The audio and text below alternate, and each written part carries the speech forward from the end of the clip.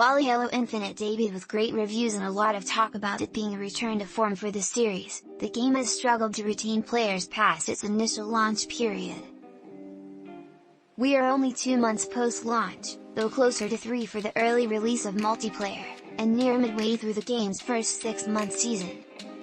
But Halo Infinite has fallen outside Xbox's top 5 most played games, sitting at number 6 behind long-term leaders it was unable to unseat for any significant length of time.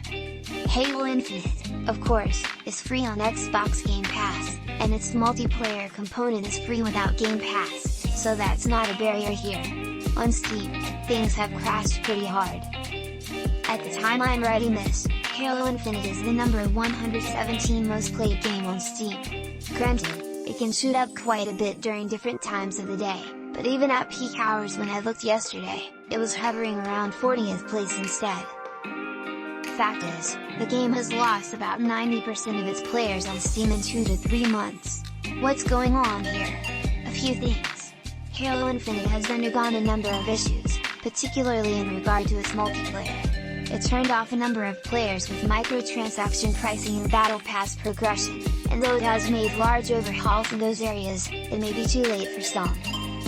There are issues with cheaters, particularly on PC, which may explain further departures.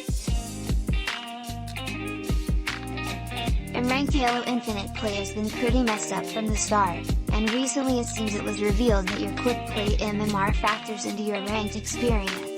So players are purposefully tanking games in that mode to get easier matches in ranked, screwing up the entire experience.